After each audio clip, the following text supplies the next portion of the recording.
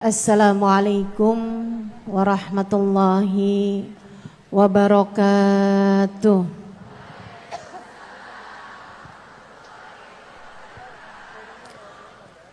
Alhamdulillah. Wassalatu wassalamu ala Rasulillah Muhammad ibn Abdillah wa ala alihi wa sahbihi wa man wala. Subhanaka la ilma lana illa ma 'allamtana innaka antal alimul hakim. Rabbi shrah li sadri wa yassir li amri wahlul 'uqdatan min lisani yafqahu qawli. Amma ba'du. Alhamdulillah, Allah sampaikan juga saya ke tempat ini. Masjidnya Allah Subhanahu wa taala, bait min buyutillah, rumahnya Allah. Mudah-mudahan kita udah disampaikan di rumah Allah di dunia. Allah sampaikan pula ke Baitullahil Haram di Mekkah. Dan Allah sampaikan pula di tempat keridhaannya, surga Allah di akhirat nanti insyaallah. Amin ya rabbal alamin. Rabbi la tukhzini yawma yub'atsun yawma la yanfa' mal wala banun illa man atallaha biqalbin salim. Kata Nabi Ibrahim yang Allah tuliskan dalam Al-Quran, ya Allah, jangan kecewakan aku, jangan buat aku susah pada hari di mana engkau membangkitkan hamba-hambamu. Nanti di akhirat saat manusia dibangkitkan, ya Allah, jangan buat saya susah, jangan buat saya kecewa. Yauma la yanfa' mal wala banun. Hari yang itu loh ya Allah, hari yang tidak bermanfaat orang bawa harta, hari yang tidak bermanfaat orang bawa anak. Yang bermanfaat hanyalah orang yang datang pada Allah biqalbin salim, dengan membawa hati yang selamat. Karenanya siapapun di antaramu yang akan menuju ke akhirat, semua dari kita menuju ke akhirat. Siapapun di antaramu yang kepengen di hari akhiratnya nanti menjadi orang yang tidak susah, menjadi orang yang tidak sedih, menjadi orang yang tidak kecewa, menjadi orang yang tidak ketakutan, menjadi orang yang berhasil. Siapa di antaramu yang kepengen di hari akhiratnya nanti berbahagia, bersukacita? Siapa yang kepengen di hari akhiratnya nanti bergembira? Pastikan saat-saat ini, saat hidupmu di dunia ini, pastikan kamu sedang menuju kepada keselamatan hati. Hatimu selamatkan. Hatimu selamatkan, teman-teman. Hatimu selamatkan.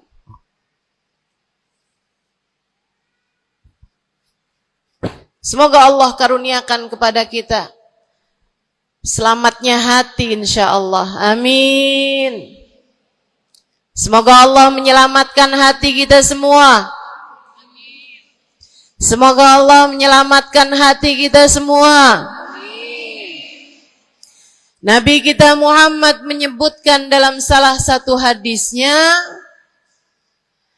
ala inna fil jasadi mudghah, idza salahat salahal jasad kulluh, wa idza fasadat fasadal jasad kulluh, ala wahiyal qalbu.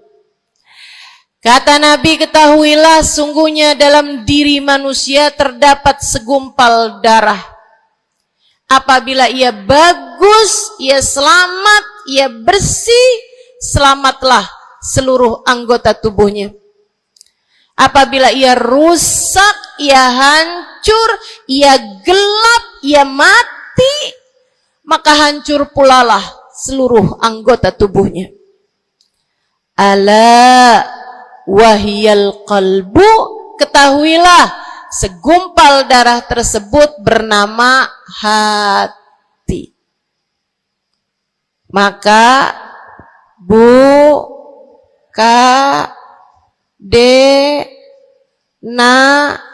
nek, banyak nenek-nenek di sini. Saya sampaikan padamu pesan dari hati saya yang terdalam. Berhati-hatilah dengan hati. Yang hati-hati sama hati. Apa yang ada di dalamnya? Coba silahkan. Silahkan kamu pikirkan nih kondisi hati saya nih kayak apa. Kita kalau badan lebih gampang ngerasainnya. Saya kalau ditanya, Ustazah lagi sakit? Iya. Sakit apanya Ustazah? Kaki. Saya bisa jawab. Tapi kalau kamu ditanya misalnya, gimana kabar hati kamu?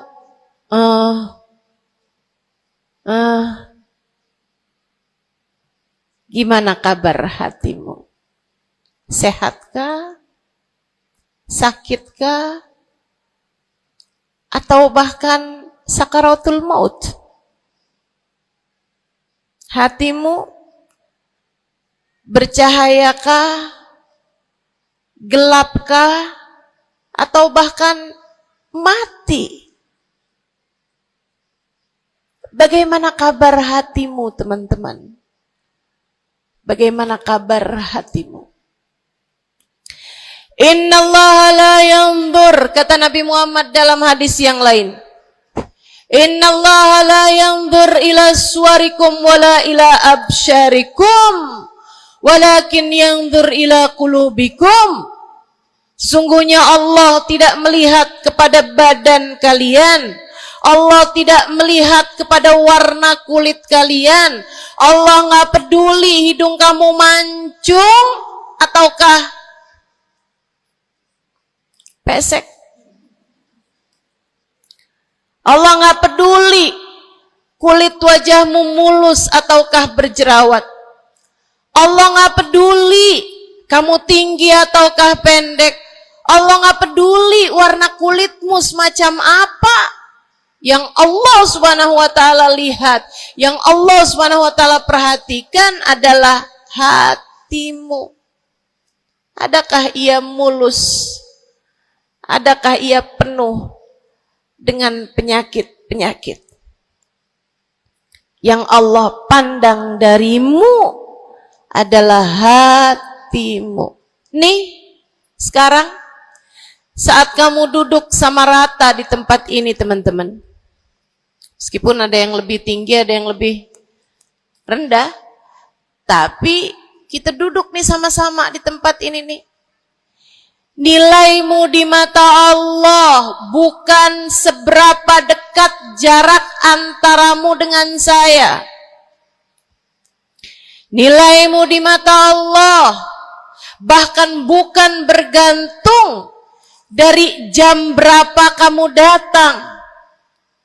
Ketika kamu sama rata duduk di tempat ini, yang Allah pandang darimu adalah hatimu.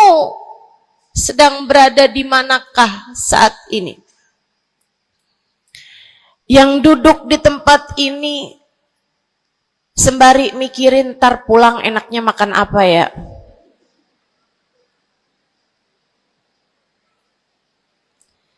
Yang duduk di tempat ini sambil mikirin, kok saya lapar ya? Iya, belum sarapan.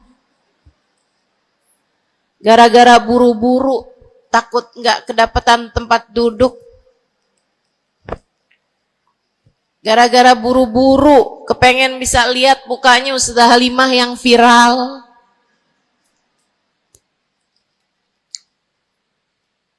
Hatimu. Allah melihat darimu nilaimu di hadapan Allah. Nilaimu di hadapan Allah saat ini. Bukan bergantung dari seberapa awal kamu datang. Bukan bergantung pada hal-hal yang lainnya, akan tetapi yang Allah lihat darimu adalah hatimu. Adakah Allah di dalamnya? Adakah Allah di dalamnya? Adakah Allah di dalamnya? Pun demikian dengan kamu saat sholat, pun demikian saat kamu sedang sedekah. Semuanya masalah hati, teman-teman. Semua masalah hati. Kata guru saya Sayyidil Habib Umar bin Hafid, al-madar kullal madar fi salahil gulub. Urusan segala urusan, sumber segala macam urusan, dasar segala macam urusan ada pada bagusnya hati. Kalau udah hatinya bagus, bagus semuanya. Kalau udah hatinya busuk, busuklah semuanya. Semoga Allah selamatkan kita dari busuknya hati. Semoga Allah selamatkan kita dari busuknya hati. Amin ya rabbal alamin. Dunia, akhirat, masalah semuanya ada pada hati. Karenanya yuk kita bahas gimana sih caranya nyelamatin hati. Yang pertama, kalau kamu pengen tahu caranya nyelamatin hatimu, yang pertama,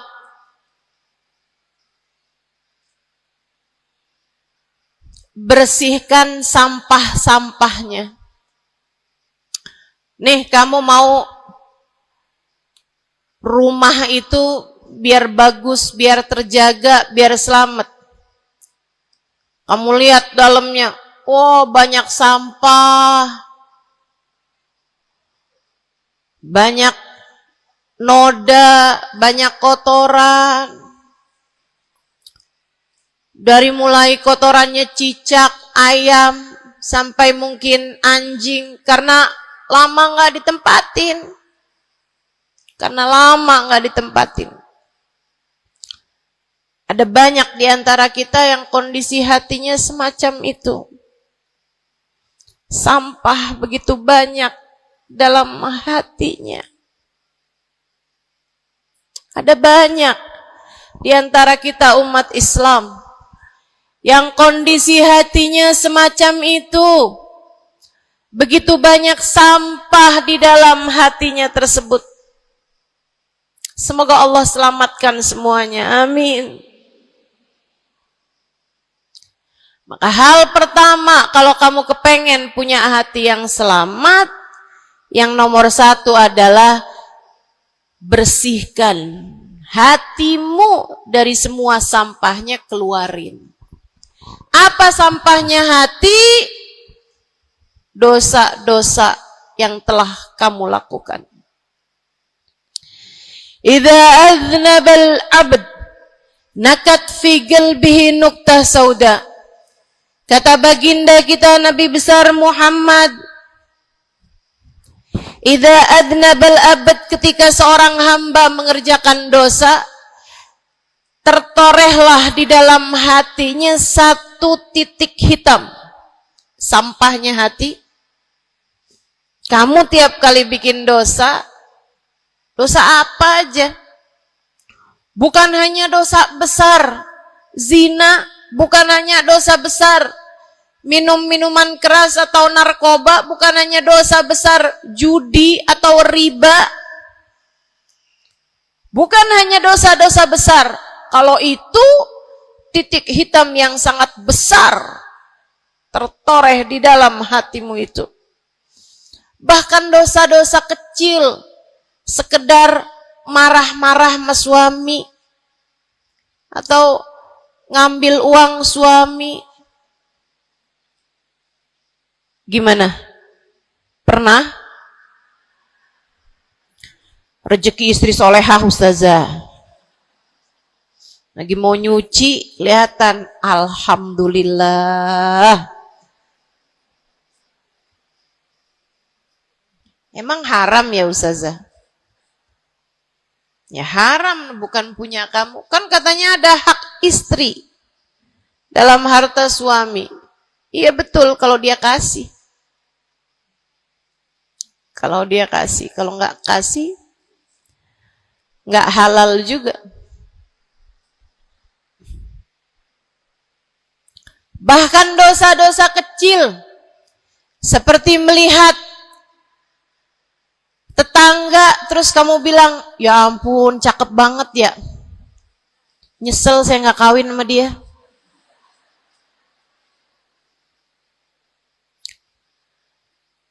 Dosa. Seperti memandang seseorang dengan pandangan menghina. Seperti membicarakan aib orang lain. Setiap kali kamu berbuat dosa, apapun bentuk dosanya, satu titik hitam tertoreh di dalam hatimu itu. Ini istighfar wa tab. Musih. Kalau dia beristighfar, kalau dia bertaubat, dihapuslah titik hitam tersebut. Wa illa, kalau enggak, ya tetap aja ada. Kamu bikin dosa lagi, bikin dosa lagi, bikin dosa lagi, bikin dosa lagi. Enggak pernah istighfar, enggak pernah memperbaiki diri. Aurat tidak kamu tutup dengan baik. Sehingga akhirnya setiap kali kamu keluar dilihat oleh laki-laki yang bukan mahrammu. Satu titik hitam, satu titik hitam, satu titik hitam. Sampai terkadang hati seseorang dipenuhi dengan titik-titik hitam. Hatinya menjadi legam. Hatinya menjadi penuh dengan titik-titik hitam. Semakin bertambah lagi, semakin bertambah lagi, jadilah karat. Jadilah karat. Kalau udah jadi karat, na'udzubillah. Ini yang Allah sebutkan di dalam Al-Quran.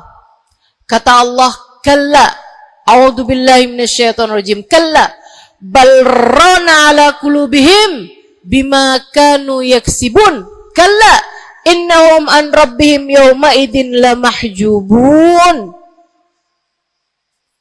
Kalla, kata Allah, balran, ada ran, ada karat di dalam hati mereka tersebab dosa yang menumpuk tanpa pernah dimohonkan ampunan. Kalla innahum an rabbihim yawma idzin lamahjubun. Orang kalau hidup bawa karat hasilnya apa? Orang kalau hidup bawa karatnya hati hasilnya apa ya Allah? Kalla innahum an rabbihim yawma idzin lamahjubun. Orang yang hatinya punya karat, pada hari tersebut ia akan terhalang dari Allah Tuhannya. Guru saya Sayyidil Habib Umar bin Hafid menyampaikan tafsir mengenai ayat ini. Kata Habib Umar bin Hafid, tidak mati dengan membawa iman. Orang yang hatinya penuh dengan karat, apabila datang ajal menjemput, iman tercerabut dari dalam hatinya, hingga ia pun mati, keluar dari atas muka bumi ini dengan tanpa membawa iman Islam. Dia keluar dari atas muka bumi ini bukan sebagai hamba Allah, bukan sebagai umat Nabi besar Muhammad sallallahu alaihi wa ala alihi wasallam. Dia meninggal dunia dalam keadaan su'ul khatimah. Na'udzubillah min dzalik. Jangan biarkan karat memenuhi hatimu. Jangan biarkan hatimu dosa-dosa yang telah kamu lakukan menjadi berkarat dalam hatimu itu. Saya kesian sama kamu. Gak apa-apa. Hidup terus-terusan ngontrak, gak apa-apa. Hidup gak pernah punya kendaraan sendiri, gak apa-apa. Gak pernah punya HP yang canggih, gak apa-apa. Saya hidup di atas muka bumi ini, gak pernah ada yang datang melamar saya. Jadinya sampai di usia di atas 30-an tahun, saya masih menjomblo, Ustazah. Gak apa-apa. Ustazah, saya udah menikah 10 tahun, belum ada anak juga, Ustazah. Enggak apa-apa. Ustazah, suami saya kawin lagi, Ustazah. Enggak apa-apa.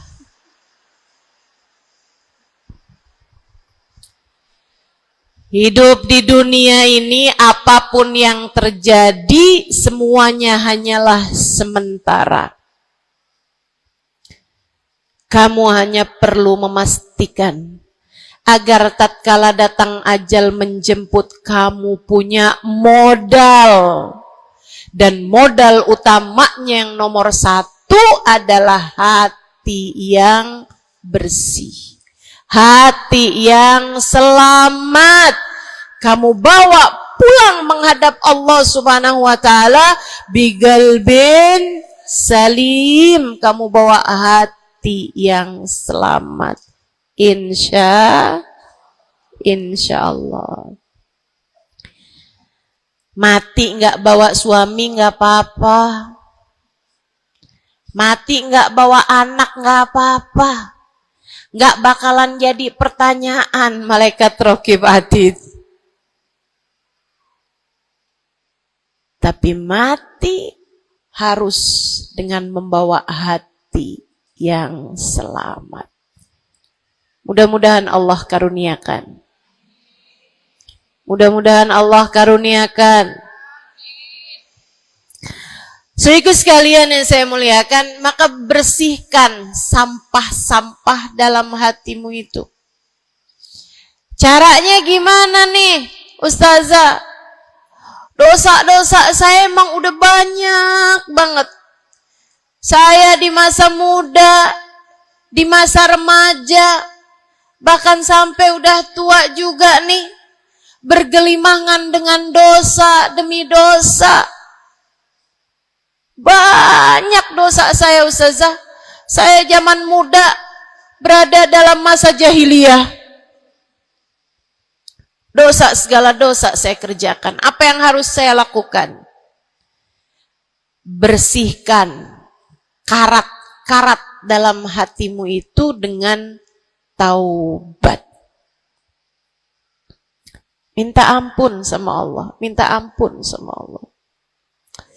Kamu perlu nangis sama Allah. Kamu perlu sungguh-sungguh minta ampunan sama Allah. Dosa segede gunung, kalau Allah mau melemparkannya ke dalam lautan ampunan, inna kaba'irad dunubi ful ghufrani kalamami. Katanya sahibul burda, sesungguhnya dosa-dosa besar dalam lautan ampunan, ia hanyalah seperti buih di dalam lautan. Gak ada artinya apa-apa kalau Allah mau ampuni. Dosa sebesar apapun, kalau Allah mau ampuni gak ada artinya. Tapi dosa sekecil apapun, kalau Allah mau perhitungkan, kamu gak akan selamat. Saya sampaikan padamu atas nama cinta. Dosa sekecil apapun yang kamu lakukan, jika ia tidak berjumpa dengan ampunan Allah, kamu bisa tidak selamat. Iblis nyembah Allah 70.000 tahun lamanya. Sujud di atas bumi, dia sujud, bumi dihancurkan, Allah naikin dia ke langit. Di atas langit dia sujud, ganti-ganti posisi sujudnya. Karenanya Imam Ghazali dalam kitabnya Minhajul Abidin mengatakan, ma min buk'ah minal ard was sama, tidak ada satu jengkal tanah baik di bumi ataupun di langit illa waqad sajad iblis fihi sajdah. Iblis udah pernah sujud di sana, di semua tempat di bumi maupun di langit. Paling banyak ibadahnya ternyata bukan seorang wali. Paling banyak ibadahnya ternyata bukan seorang nabi. Kalau hitung-hitungan panjang-panjangan ibadah, ibadahnya iblis lebih panjang daripada siapapun dari makhluknya Allah Subhanahu wa taala yang pernah tinggal di bumi ini. Akan tetapi dia nggak nurut. Iblis ibadah 70.000 tahun. Nggak nurut sekali doang, sekali aja. Wa idh qulna lil malaikati isjudu li Adam fasajadu illa iblis. Ketika kami memerintahkan seluruh makhluk yang ada di langit, seluruh malaikat kami perintahkan, wahai malaikat-malaikatku, sujudlah kalian kepada Adam. Fasajadu, mereka semuanya sujud. Illa iblis, kecuali iblis doang. Tantang, petenteng gak mau sujud. Allah tanya, ma manaka antas judali Adam id amartuk. Iblis, apa yang bikin kamu gak mau sujud kepada Adam? Padahal aku yang telah memerintahkanmu. Bukankah kamu selama ini sujud di bumi, di langit untuk menyembahku? Sekarang aku perintahkan padamu untuk sujud. Kenapa kamu gak mau sujud padanya? Iblis gak bilang, ya Allah, kan perintahnya tadi malaikat, saya kan bukan malaikat ya Allah. Gak gitu. Gak gitu. Saudariku sekalian yang saya muliakan, bahkan iblis gak bilang, males ya Allah saya sujud, lagi bisulan, misal. Enggak gitu juga. Makanya orang yang meninggalkan taat karena malas, karena bodoh misalnya, itu lebih dimaklumi teman-teman daripada yang kayak iblis ini nih. Ketika ditanya apa yang membuatmu gak mau sujud, wahai iblis, kepada Adam, iblis dengan pongahnya, dengan sombongnya mengatakan, ana khairun minhu, saya lebih baik daripada Adam. Khalaqtani min nar wa khalaqtahu min tin. Saya berasal dari api, sementara Adam berasal dari tanah. Tanah diinjak-injak ya Allah, sementara api begitu hebatnya. Fahbit minha fa innaka rajim. Kata Allah, kita yang taat sama dosa sama-sama baik.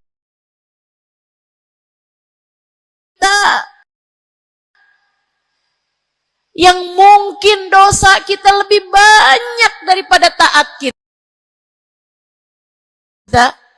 Kayak katanya Habib Ali Habsyi, kadang ada orang Islam, malaikat raqib yang nyatet pahala nganggur, berbulan-bulan. Sementara malaikat atid yang nyatetin dosa sibuk bener. Gimana dengan kita? Iblis hanya satu saja melanggar aturan Allah. Allah kemudian mewahyukan padanya, keluar kamu wahai iblis dari surgaku, sesungguhnya kamu terkutuk.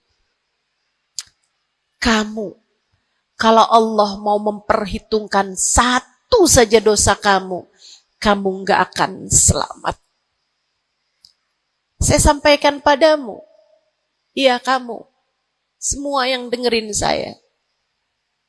Kalau Allah mau memperhitungkan satu saja dosamu, kamu nggak akan selamat. Kamu tidak akan selamat. Tapi kan saya anaknya Fulan bin Fulan. Tapi kan saya keturunannya Fulan bin Fulan. Tapi kan saya istrinya Fulan bin Fulan. Bu, Kak, Dek, Nak, nggak selamat siapapun kamu. Anaknya Nabi Nuh, nabinya Allah tenggelam. Pamannya Nabi Muhammad, paman baginda kita Nabi besar Muhammad, Abu Lahab, Allah tuliskan kehancurannya, kecelakaannya, kebinasaannya di dalam Al-Quran. Mau siapa yang kamu andalkan? Tapi kan saya udah banyak bikin taat, saya tiap malam bangun tahajud. Kamu nggak nyampe seujung kukunya ibadah iblis 70.000 tahun. 70.000 tahun. Sujud pada Allah SWT di tiap jengkal tanah. Nih tanah yang sekarang kita jejak ini pernah dibikin sujud sama iblis. Waktu iblis tinggal di atas muka bumi ini. Tapi semuanya nggak manfaat. Kalau Allah mau memperhitungkan satu saja dosa hambanya, ia tidak akan selamat. Sebab Allah hanya mau menerima hati yang tidak ada sampah di dalamnya. Sebab hanya berkenan menerima hati yang tidak ada noda-noda di dalamnya. Sampah hatimu bersihkan. Dosa-dosamu taubati. Mintalah ampun kepada Allah. Mintalah ampun kepada Allah. Bangunlah di waktu malam, mandilah dengan mandi taubat. Saat-saat mandimu kamu bilang dalam hatimu, ya Allah, sebagaimana air membersihkanku dari segala kotoran-kotoran di badanku, ya Allah, bersihkanlah dosa-dosaku dengan hujan ampunanmu. Kemudian sholatlah. 2 rakaat, 4 rakaat, sholat taubat. Kemudian sesudahnya, mulailah kamu ingat dosa-dosamu. Mulailah kamu ingat dosa-dosamu. Dari sejak kamu balik sampai sekarang ini. Betapa ia telah menggunung, betapa ia telah melumuri dirimu itu, betapa ia telah menjadikan dirimu kotor. Kemudian ingatlah nikmat yang telah Allah SWT berikan, bahwa bersama dengan banyaknya dosa-dosamu, Ia tak henti-henti memberikan kepadamu kenikmatan demi kenikmatan. Bahwa meski matamu berulang-ulang kau pandang yang haram dengannya, Allah masih membiarkan matamu dapat melihat. Betapa meskipun telingamu berulang-ulang kamu pakai untuk mendengarkan aib-aib orang, nyatanya sampai sekarang telingamu masih dapat mendengar. Betapa lisanmu, berapa banyak hati tersakiti dari lisanmu itu. Mertuamu kamu sakiti, suamimu kamu sakiti, anakmu bahkan kamu sakiti. Bodoh banget sih jadi anak. Astagfirullah. Kamu kok bandel banget sih, mama nyesel punya anak kayak kamu. Astagfirullah.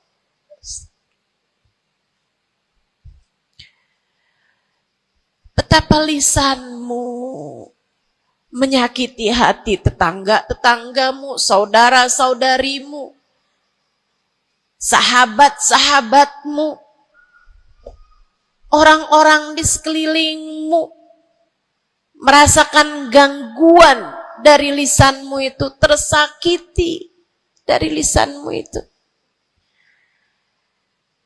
Tapi meskipun entah sudah berapa banyak dosa tercatat dari lisanmu, Allah masih tetap membiarkan lisanmu dapat berbicara sampai saat ini.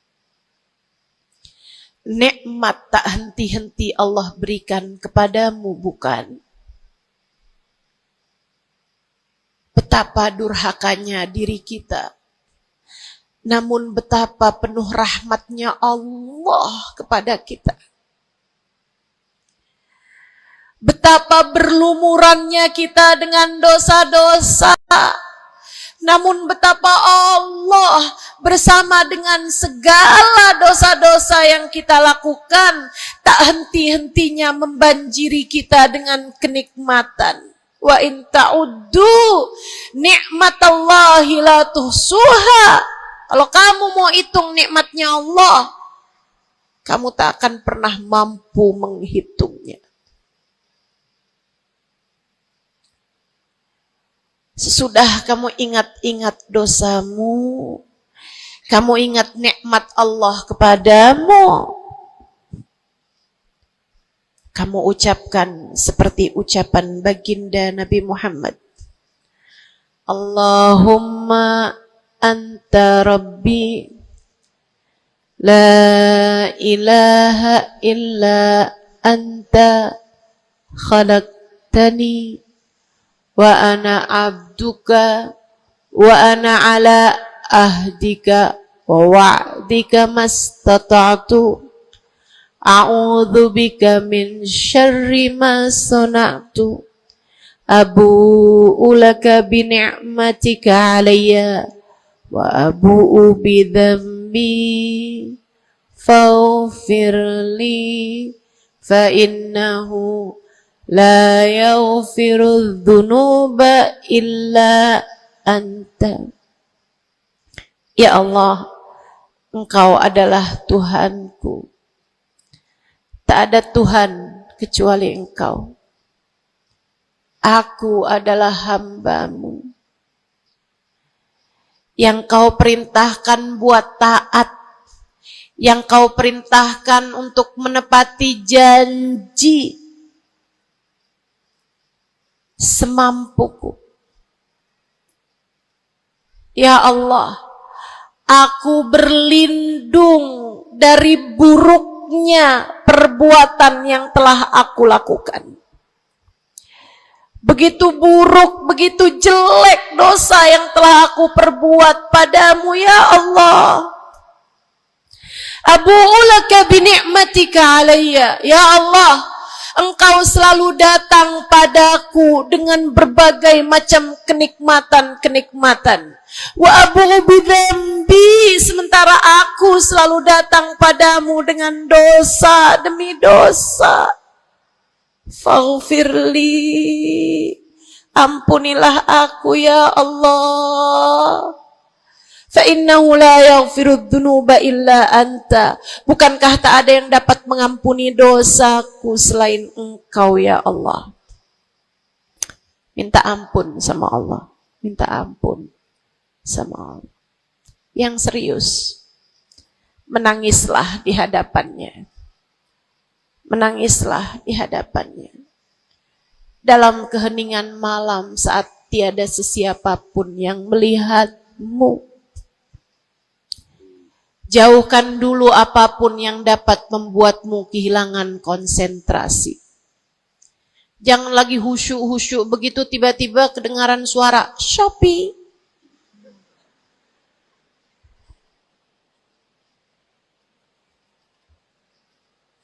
Kamu langsung jadi hilang konsentrasi. Yang mana nih ya?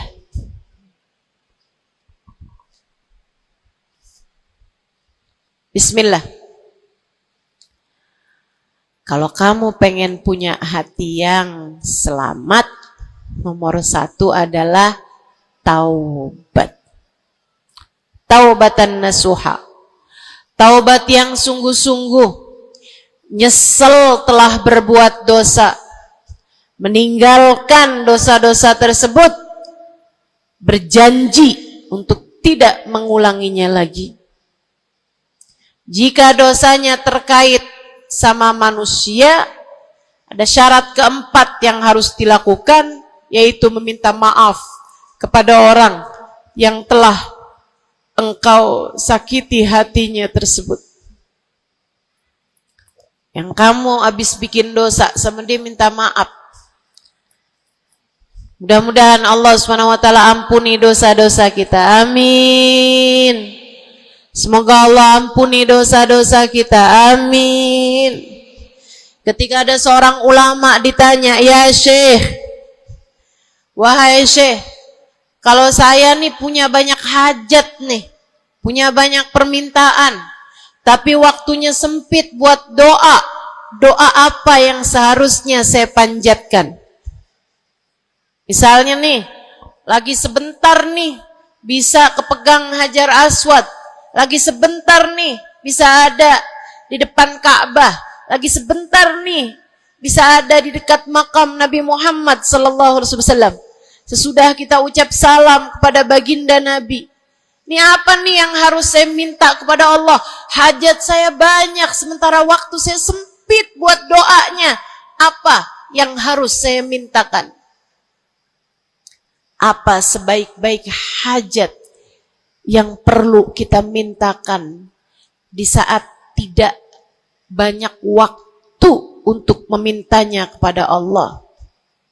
Syekh tersebut menjawab, Is'alil maghfirah, mintalah ampunan dari Allah.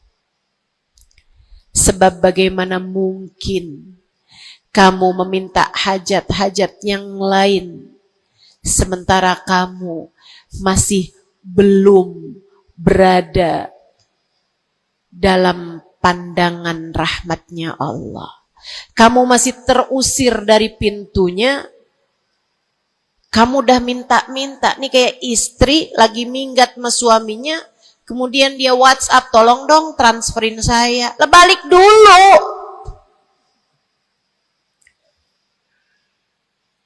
Baru minta.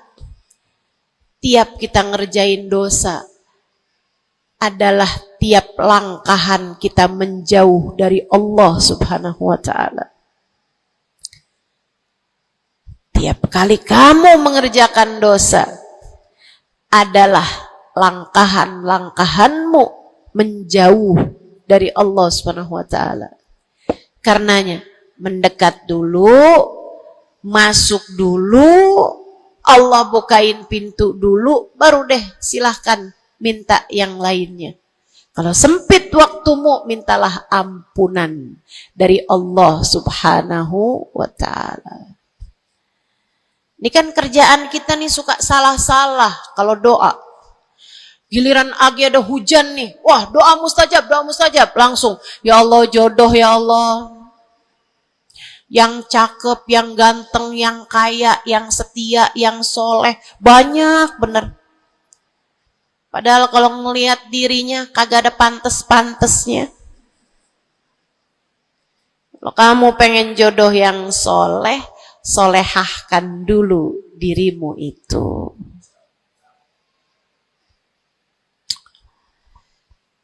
Begitu datang hujan, ya Allah, duit yang banyak ya Allah, duit yang banyak ya Allah. Mintalah dulu ampunan. Sebab kamu mati nggak bawa jodoh nggak apa-apa, kamu mati nggak bawa duit nggak apa-apa. Tapi kita mati harus bawa ampunan Allah Subhanahu wa ta'ala. Sebab dosa akan mengotori ruang hati kita. Maka syarat utama hati yang bersih adalah keluarkan sampah darinya dengan cara taubat. Mohonlah ampun pada Allah. Secara serius. Cukup sekali Ustazah? Enggak cukup. Lo dosanya banyak. Tiap habis sholat minta ampun.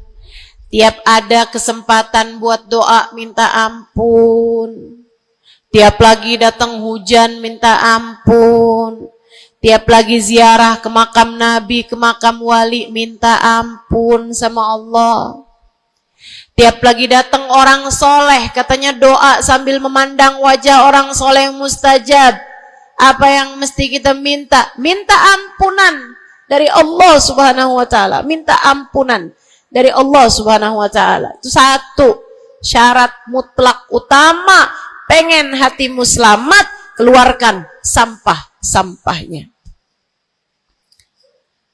Habis keluarin sampah-sampahnya, nah sekarang udah bersih. Ternyata ada penyakit-penyakitnya. Ada bagian itu yang atapnya bocor. Ada airnya yang tersumbat. Penyakitnya rumah. Bukan begitu? Saudaraku sekalian yang saya muliakan, kamu kepengen hatimu jadi hati yang selamat, sembuhkan hatimu dari berbagai macam penyakit-penyakitnya. Apa aja sih penyakit-penyakitnya hati? Banyak. Imam Ghazali menyebutkannya dalam kitab Ihya Ulumuddin. Sampai jadi satu kitab yang tebal membahas mengenai hal-hal yang buruk yang ada dalam hati manusia. Pembahasan panjang, nggak akan keburu waktunya buat bahas panjang itu. Tapi saya bilang, Bu, kayak rumah. Saya pernah beli rumah. Suami saya beli rumah. Kemudian saya liatin rumahnya bagus, bersih, cakep, udah nih. Kemudian satu hari saya ajak teman saya yang ngerti urusan rumah, ahli desain interior rumah. Saya bawa masuk dalam rumah saya, dia liatin, ini bocor nih Ustazah, yang ini nih harus cepet-cepetan ditambal.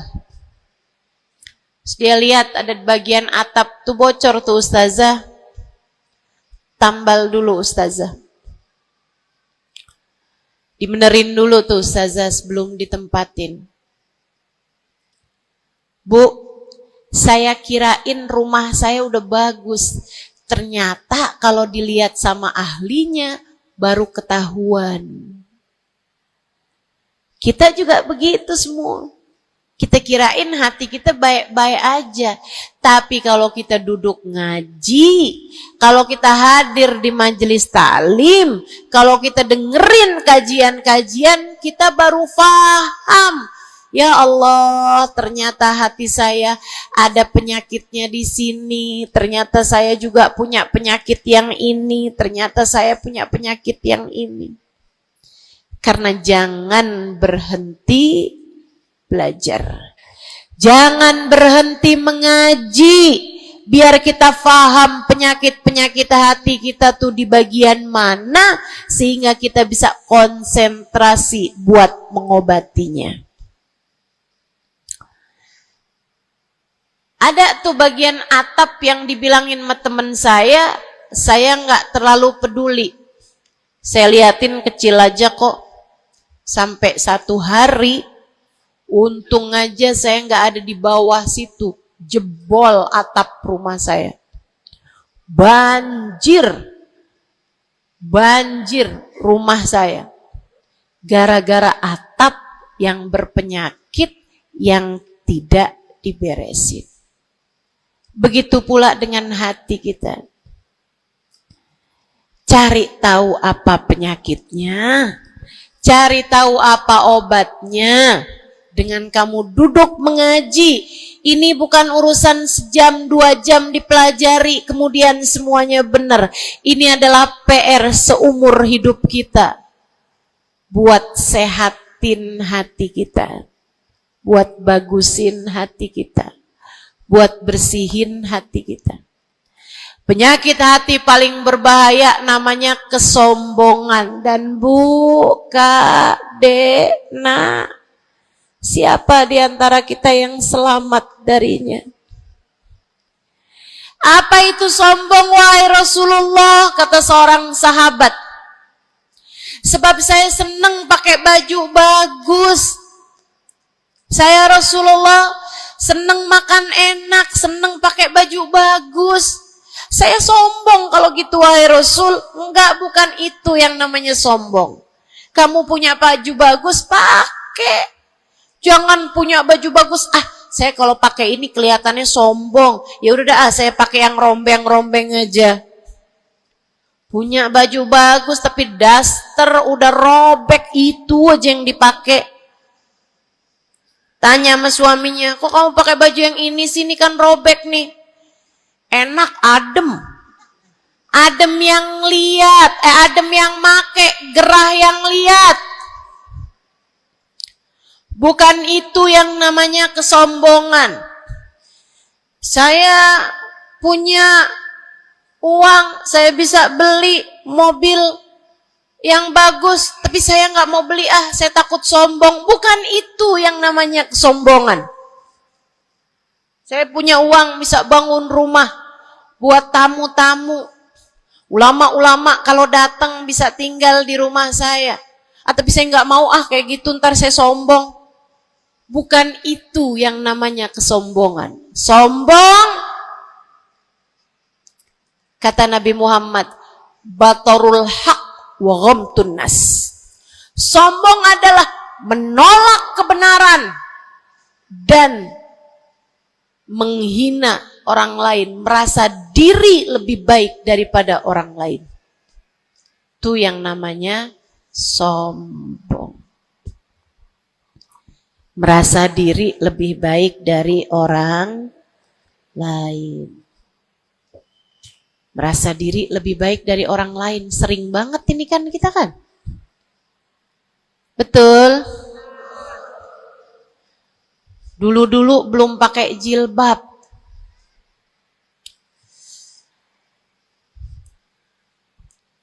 Nggak ngerjain taat yang namanya menutup aurat. Habis itu kemudian pergi majelis, hadir kajian pakai jilbab, rapi banget. Bahkan tumpuk-tumpuk. Ustadzanya pakai jilbab 1 lapis, dia pakai 3 lapis. Tapi dia ngelihat orang-orang yang belum pakai jilbab, ya ampun, belum dapat hidayah, sian. Saya rasanya kepengen buat bisikin sama dia, Mbak, Israel udah deket. Boleh gak sih Ustazah, saya bisikin di telinganya? Malaikat penjaga neraka kirim salam. Astagfirullah. Dulu kamu berbuat dosa dengan membuka auratmu, kini kamu berbuat dosa dengan dosa kesombongan. Itu namanya bukan taubat. Itu namanya bukan hijrah. Itu namanya pindah dosa. Dari satu dosa membuka aurat menjadi dosa kesombongan, dan bisa jadi di hadapan Allah dosa kesombongan lebih besar nilainya daripada dosa membuka aurat. Bisa jadi. Bisa jadi.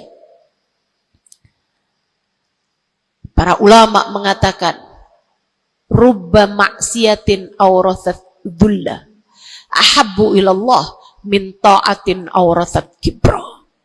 Terkadang kemaksiatan yang melahirkan rasa rendah diri di hadapan Allah lebih Allah sukai daripada ketaatan yang melahirkan kesombongan.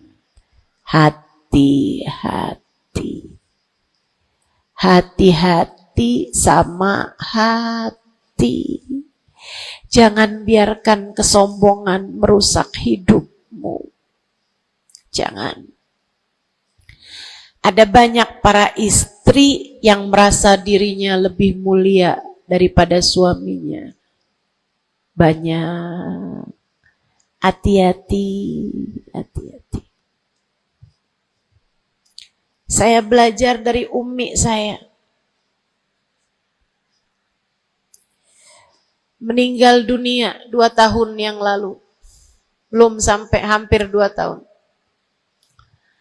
Saudariku sekalian yang saya muliakan, saya sering bilang sama umi saya, Mi, maafin saya Mi ya. Umi saya bilang, Nak, maafin Umi ya. Umi punya salah sama kamu nggak kurang daripada salah kamu sama Umi. Umi punya dosa sama kamu pasti lebih banyak daripada dosa kamu sama Umi.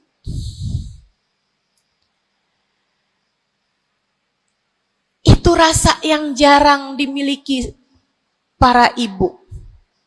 Seringnya ibu tuh merasa selalu lebih baik daripada anaknya.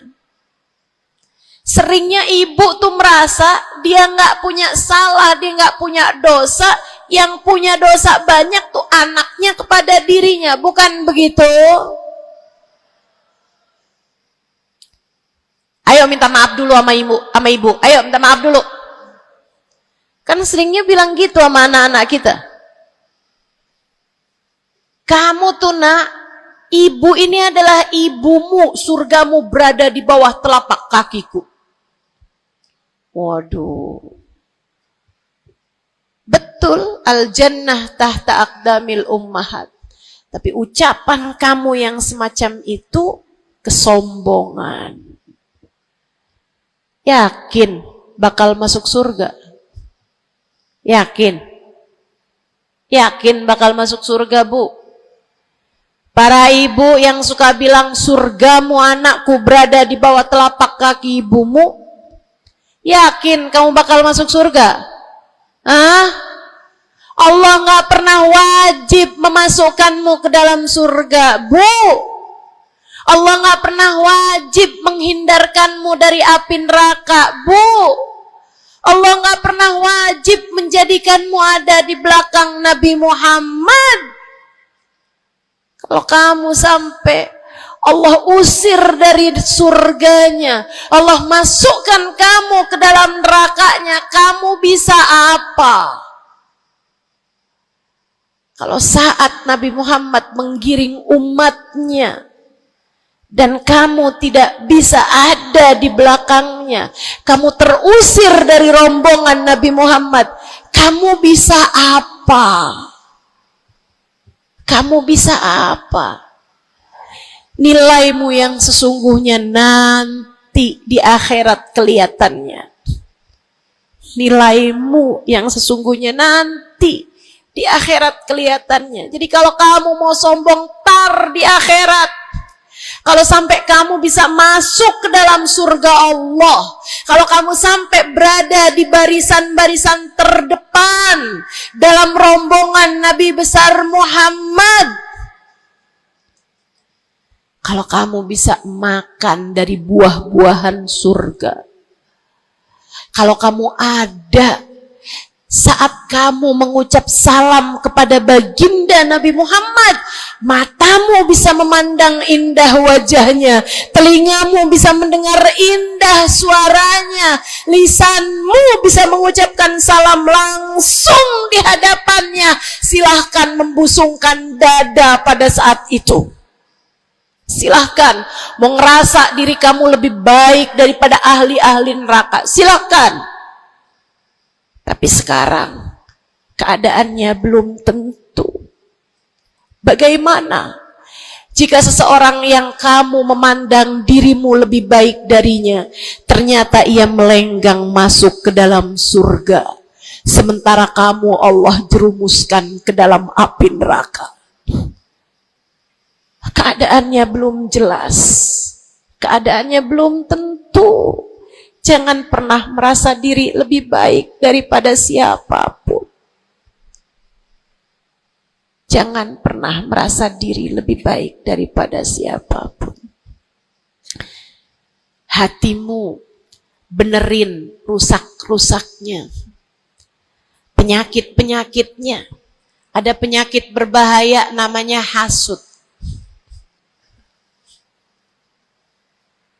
Ada penyakit berbahaya namanya hasud. Apa itu hasud? Seneng orang lain dapat kesulitan, seneng kalau orang lain dapat kemalangan, kesusahan, susah hati kalau orang lain dapat kesenangan. Tuh. Seneng orang lain susah, susah orang lain seneng. Itu namanya hasud. Ada tetangga naikin rumah, bangun rumah, dia naik darahnya. Ada orang tetangganya yang sebelah kiri beli mobil, dia pun diangkut pakai mobil ambulan. Busuk bener hatinya, dimakan sama sifat namanya sifat hasud. Nggak seneng lihat orang lain seneng. Kalau orang lain dapat kesusahan, seneng bener. Si ibu itu kemarin habis tabrakan. Pantas aja dia tabrakan. Kamu tahu kan, si ibu yang itu tuh suka ngerebut laki orang. Ngerebut suami orang jelek, teman-teman, jelek. Jelek. Tapi kamu ngomongin orang juga perbuatan yang jelek, sama jeleknya. Yuk belajar buat jangan punya sifat hasud. Dia kok bikin pengajian besar, pengajian kita harus lebih besar. Urusannya apa? Bukankah majelis itu adalah dakwah mengajak orang kepada Allah? Hatimu jagain, hatimu jagain, hatimu jagain. Ada yang bisa begitu, alhamdulillah. Ada ustazah yang lebih pandai darimu, alhamdulillah.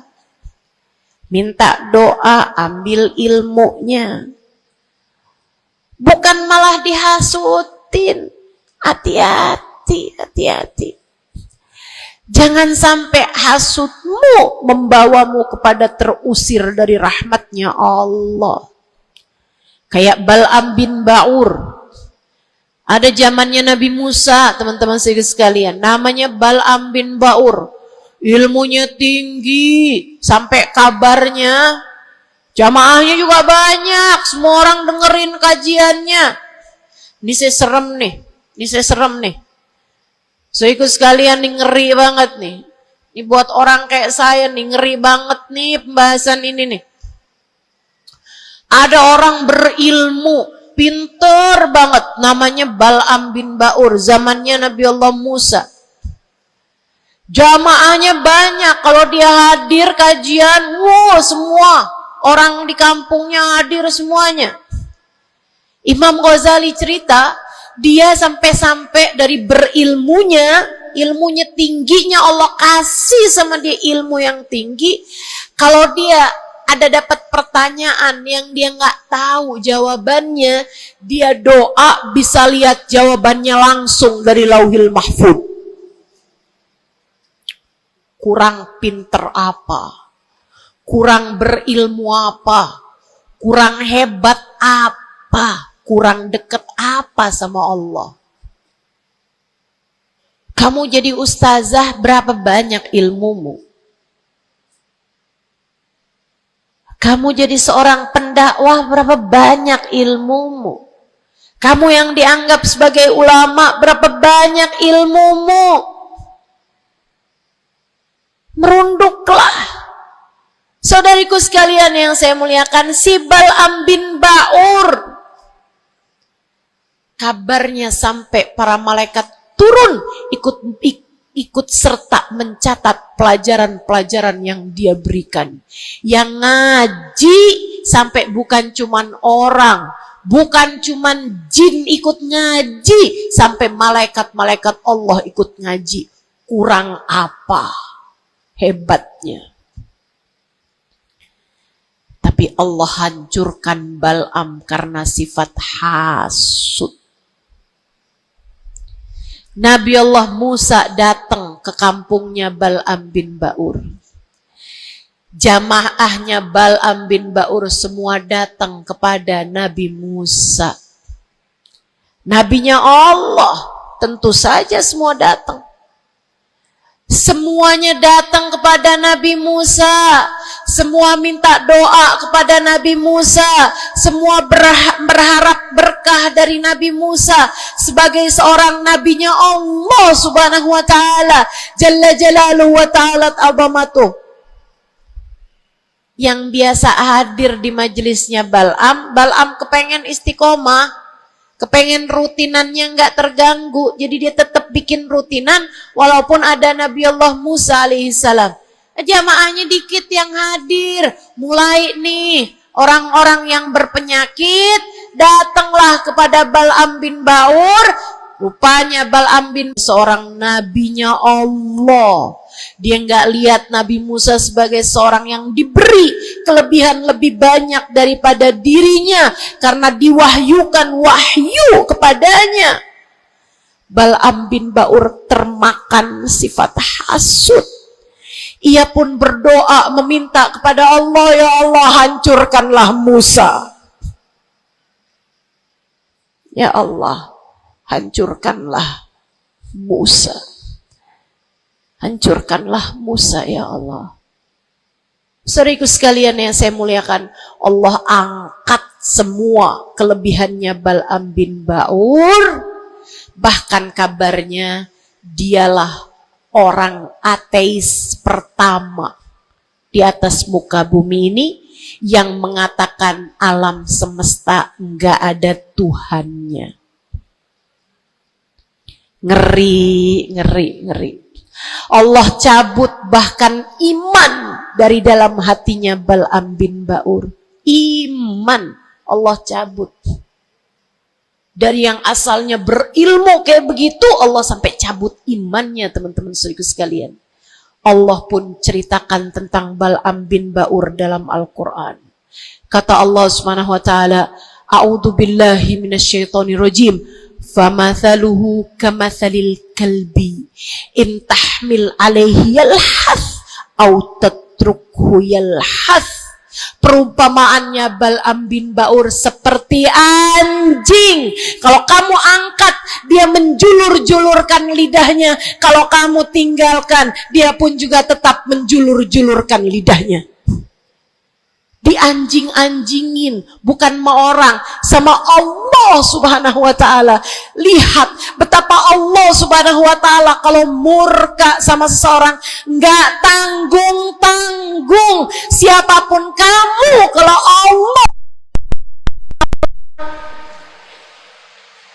Allah murka sama kamu, nggak tanggung-tanggung murka Allah. Bahkan kepada seseorang yang dibukakan lauhil mahfud kepadanya, Allah jadikan dia seperti anjing, kata Allah dalam Al-Quran. Jangan berani-berani punya sifat hasud. Ingat, kalau ada orang diberi kelebihan lebih daripada kamu, ingat, yang ngasih kelebihan itu satu, namanya. Kalau ada seseorang tertimpa kemalangan, jangan sok-sokan merasa diri lebih baik daripada orang tersebut. Ingat, yang ngasih kemalangan kepadanya hanya satu, namanya Allah. Hati-hati sama sifat namanya sifat hasud. Satu, bersihkan hatimu dari sampahnya yaitu dosa dengan cara taubat dan mohon ampun terus-terusan. Kedua, benerin rusak-rusaknya hatimu, penyakit-penyakitnya hatimu, yang terutamanya adalah sifat sombong dan sifat hasud. Hatimu belajar untuk tidak membenci siapapun. Hatimu belajar buat gak benci sama siapapun. Yang terakhir, kalau kepengen hatimu selamat, hiasi. Kalau rumah nih, udah sampahnya udah bersih, rusak-rusaknya udah dibenerin, udah direnovasi, sekarang tinggal yang terakhir. Apa itu? Hias-hiasi rumahmu. Pasangin horden, pasangin lampu yang bagus, pasangin lantai yang bagus, ditaruhin dekorasi-dekorasi, pajangan-pajangan kamu taruh-taruh, ada sofa, ada tempat tidur, dihias-hiasi rumahnya. Dicat rumahmu itu dengan warna-warna yang cocok, kan begitu? Hiasi hatimu dengan cinta. Hiasi hatimu dengan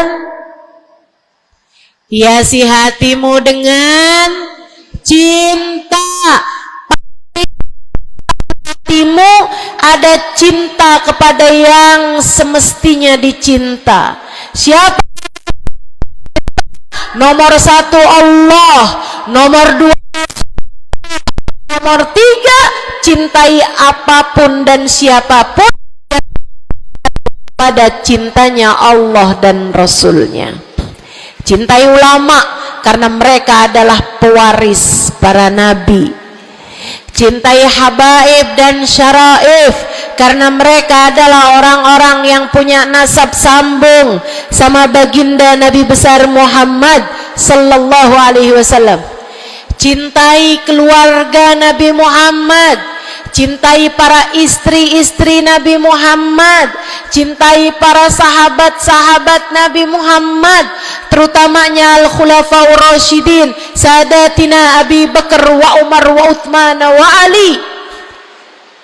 Cintai para sahabat Nabi Muhammad, cintai para ulama-ulama kita di sepanjang zaman, cintai Imam Syafi'i, Imam Maliki, Imam Hambali, Imam Hanafi.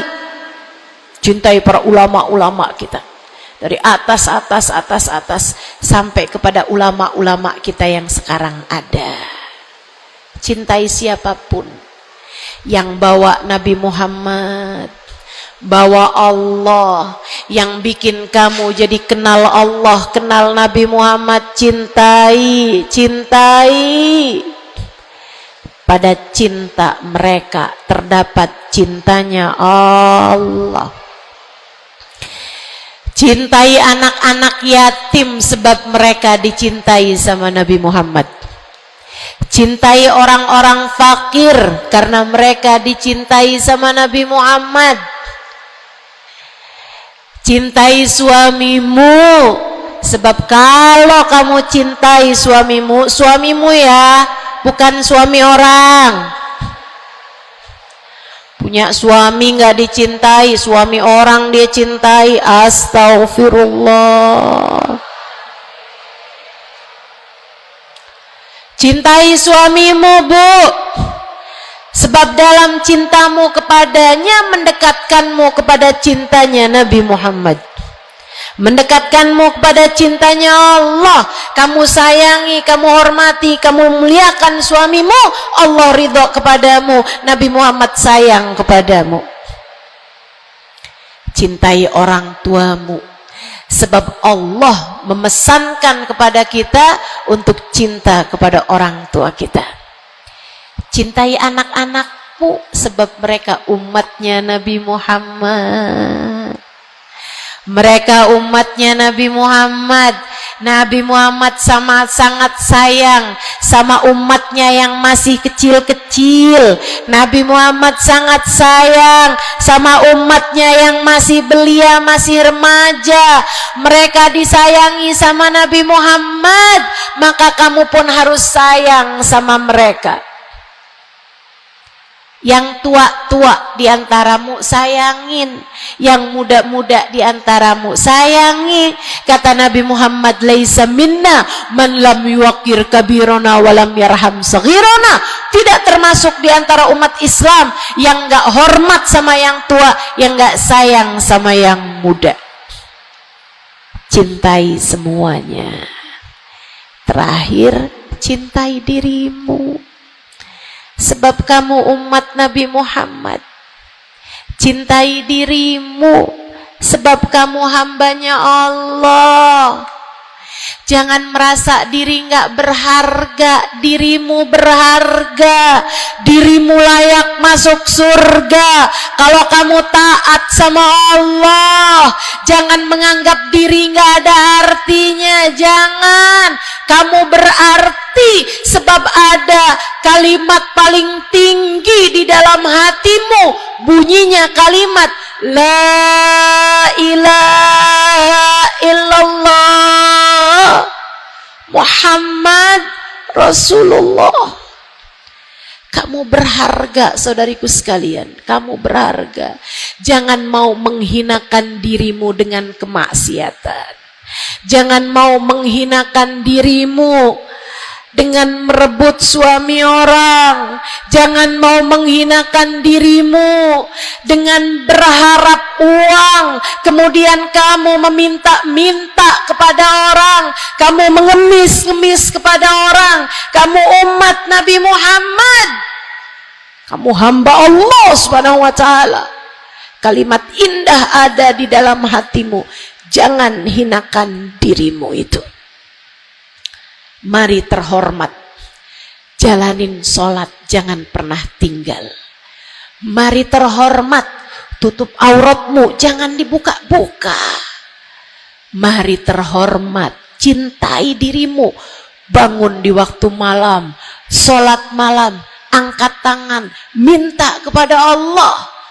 Mari terhormat, baca sholawat sebelum tidur. Wahai Rasulullah, saya adalah umatmu, berharap akan dapat masuk surga di belakangmu ya Rasulullah.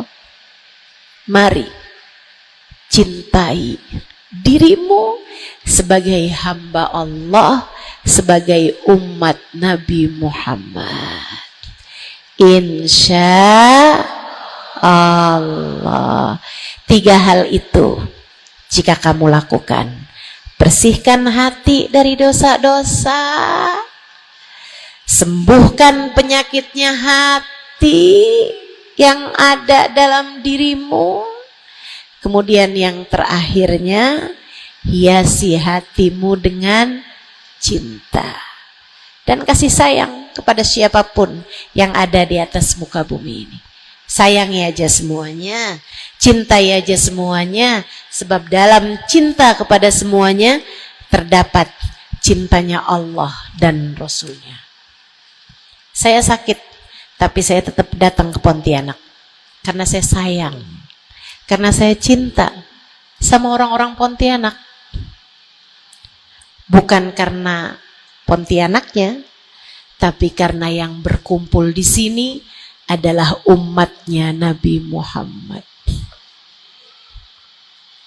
Saya berharap dengan saya datang padamu, umatnya Nabi Muhammad, semoga Nabi kalian berkenan memandang saya dengan kasih sayangnya.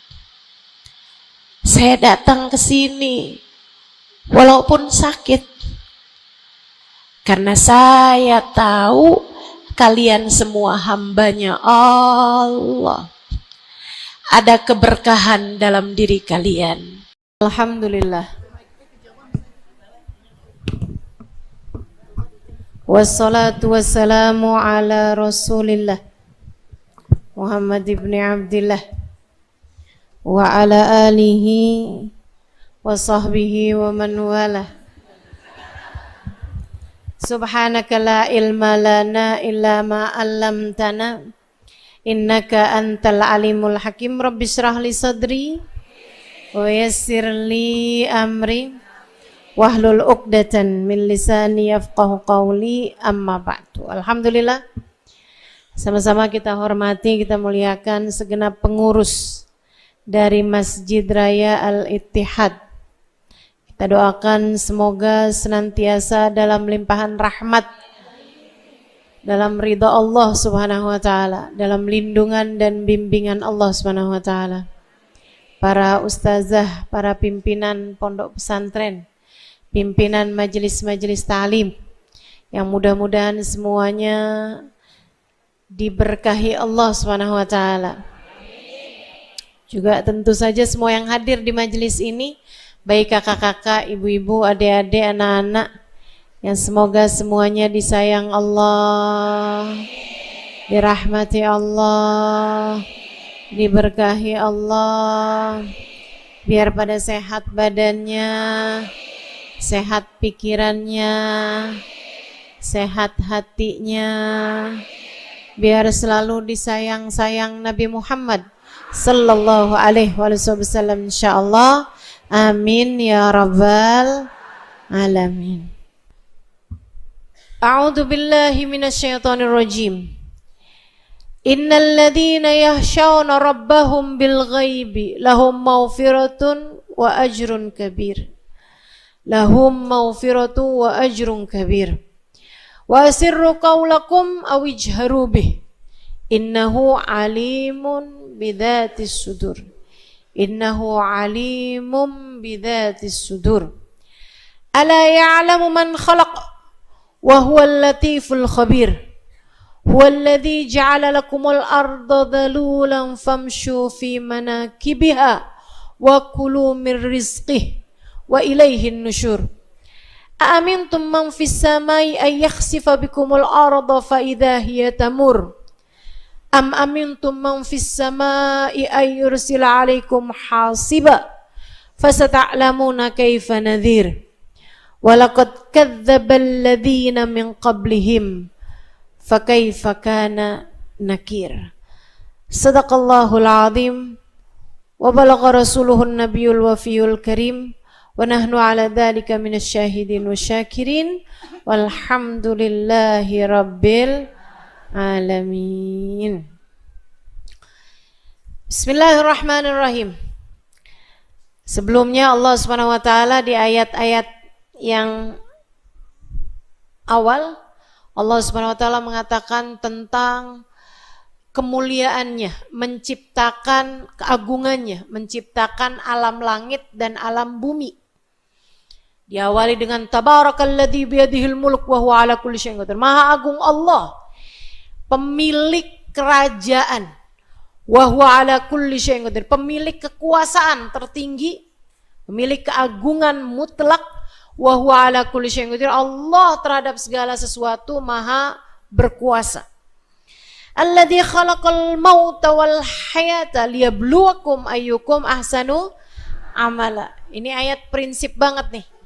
Ayat jadi prinsip kehidupan kita nih. Kata Allah, dialah Allah yang menciptakan kematian dan kehidupan.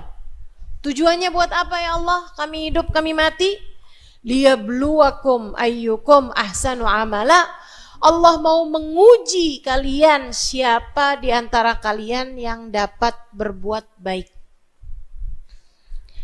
Karena ada sebagian orang kalau dikasih sehat baik, pas giliran dikasih sakit mendadak kayak ngomel mulu. Ada tuh, mana orangnya? Apalagi kalau sakit gigi. Kalau jalan nabrak tiang-tiangnya yang dimarahin. Kenapa kok kamu bisa ada di sini? Lah, bingung tiangnya. Alladzi khalaqal mauta wal hayata. Ada orang kalau dikasih miskin baik, pas dikasih kaya sombong, semena-mena, pelit, jadi merendahkan orang. Waduh. Ada juga sebaliknya. Pas dikasih kaya baik, begitu dibikin miskin, bangkrut, ya Allah. Kerjaannya ngata-ngatain orang mulu. Begitu ngelihat rumah orang bagus, nyantet nih kayaknya. Pelihara tuyul nih kayaknya. Masya Allah. Masya Allah. Ada gitu. Nah ini Allah Subhanahu wa ta'ala kasih tahu. Allah yang menciptakan kematian, Allah yang menciptakan kehidupan dengan segala macam keadaan-keadaannya, situasi kondisi umat manusia. Liyabluwakum ayyukum ahsanu amal. Allah mau lihat siapa di antara kalian yang tetap bisa berbuat kebaikan dalam keadaan apapun. Wa huwal azizul ghafur. Allah lah zat yang maha perkasa, Allah pula lah zat yang maha pengampun. Alladzi khalaqa sab'a samawatin tibaqa. Allah yang menciptakan langit 7 lapis. Ma tara fi khalqir rahmani min tafawut. Kamu lihat tuh alam semesta, enggak ada yang enggak pas. Enggak ada yang tafawut, enggak ada yang kayak enggak pas gitu. Ini saya lama mikirin ayat ini nih, saya kalau malam-malam tuh sering waktu dulu di Tarim, saya di musim-musim panas tidurnya di atas atap. Kan di sana kan atapnya rata gitu kan. Nah, itu kita di rooftop sana itu di Sutuh, kita suka tidur di atas Sutuh karena kami nggak punya AC gitu ya.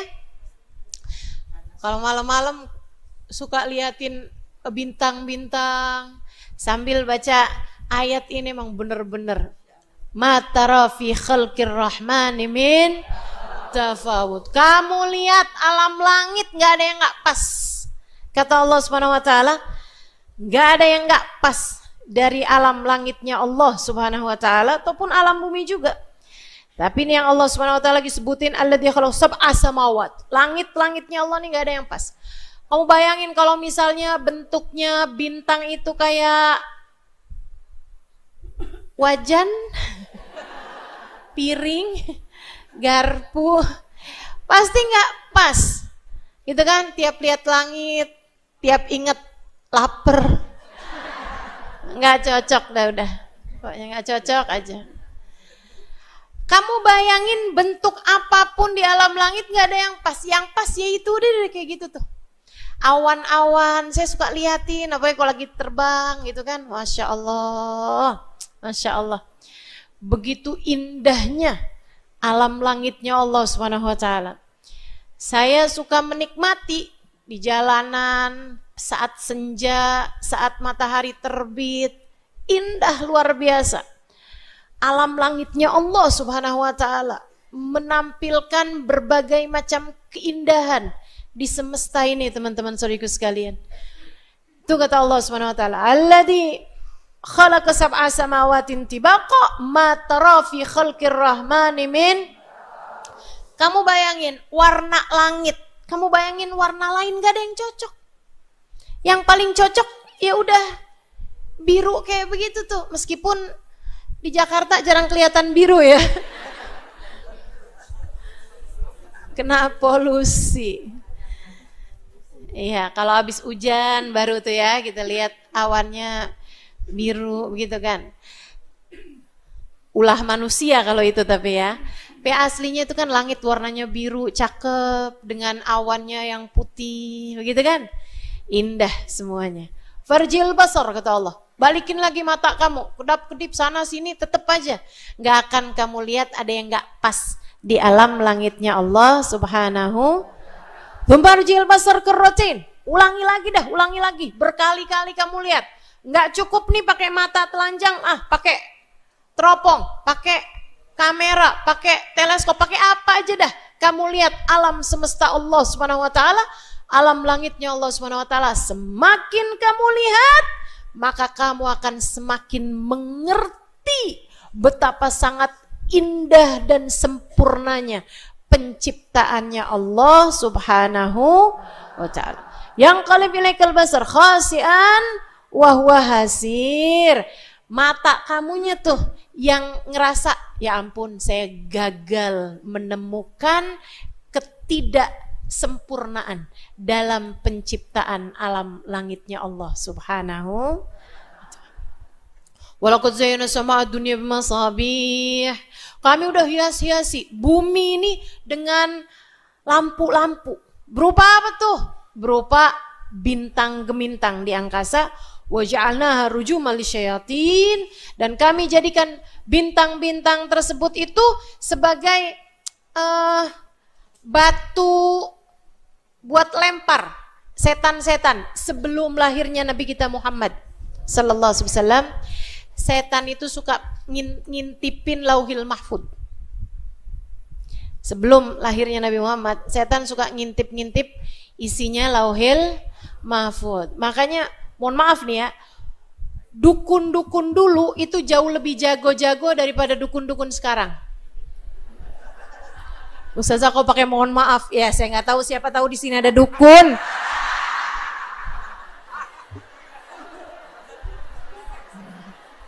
Sebaiknya minta maaf, ya kan? Dukun dulu tuh jauh lebih jago-jago teman-teman daripada dukun-dukun sekarang. Kenapa? Karena mereka itu kan kerjasama tuh sama syaitan. Dan setan dulu itu bisa lihat, bisa ngintip lauhil mahfud.